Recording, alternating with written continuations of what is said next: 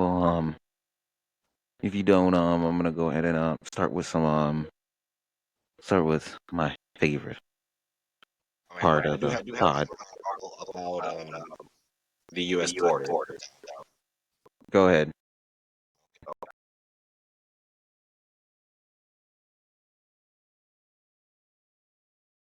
Let's do this. From Straight Arrow News, U.S. Army Green Berets training naval infantry marines in Mexico to deal with the cartels.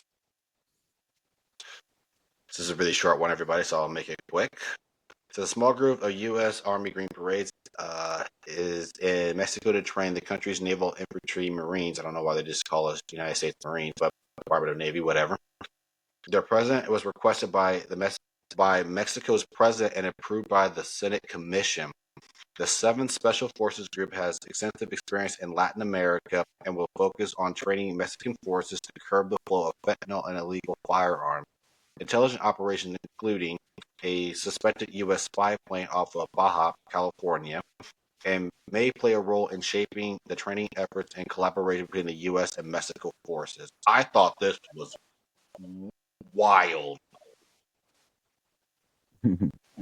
No, definitely.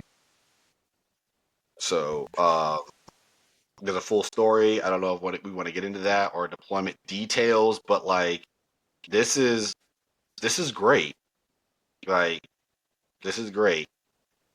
Like we've always struggled with the cartels, and it's it's interesting that they're admitting that a Green Beret like unit has been serving in like Latin America and Central America. So it's like you're openly admitting that they were there. I don't know if that was classified information or not, but the fact that Mexico's president was like, nah, you need to send them boys here to help us out, man, because these people are too equipped for us to handle.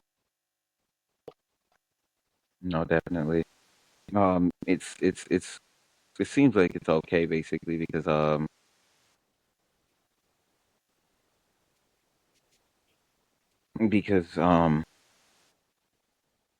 there was something like this that happened way back in the day that didn't end so well, where we trained basically a few people to so that's why I'm a little hesitant of this because we had during the Obama administration specifically, it was an Operation Fast and Furious. That was a more of a gun smuggling thing.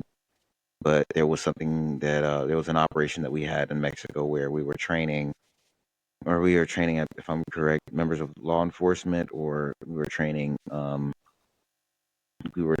certain military group within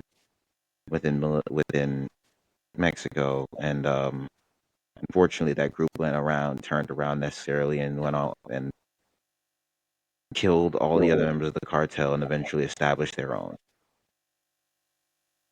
Um, I would love to pull it up right now, currently, Yeah, basically, but I don't remember that incident, but I do know of a report. I don't know if it was done by the Army or the United States Marine Corps, but they did say that one of those branches got infiltrated by cartel members and MS-13 members. Went through our boot camp, signed up to be, infantrymen, armorers, ordnance kind of people. So combat engineers and things of that nature to learn all those skills, and then desert it, went back to their country of origin, and then spread that knowledge to them to make them a better fighting force against the local powers and against us as well. So I am familiar with something like that happening. I'm just not familiar with what you were describing. no, definitely, and no, it's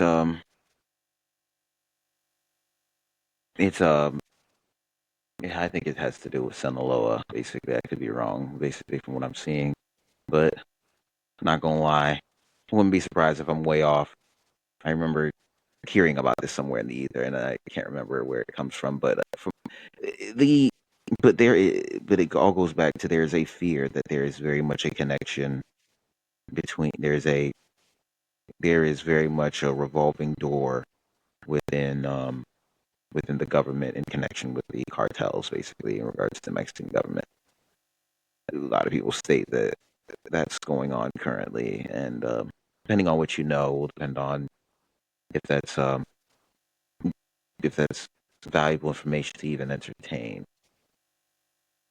And but nonetheless, a very good piece of information to necessarily digest and ponder within the few weeks to come in regards to the the, Im- the immigration fight that's going on. Only little issue that I think the current administration will have. I mean, they did their best to cover their six on this one. Was they declared it a what was it? A national emergency to be able to deploy military forces within the continental U.S. But the beauty of how the way they did it is it's letting them have access to special forces in the United States who have dealt with this issue before to then say, okay, we will help you and train the people there on your side of the border in order to do this. And now it's greenlit. It's not going to be considered a CIA or some covert operation. It's like the public knows about it. So we'll give you the tools and whatnot to handle the issue. It's on how the way your government handles the issue.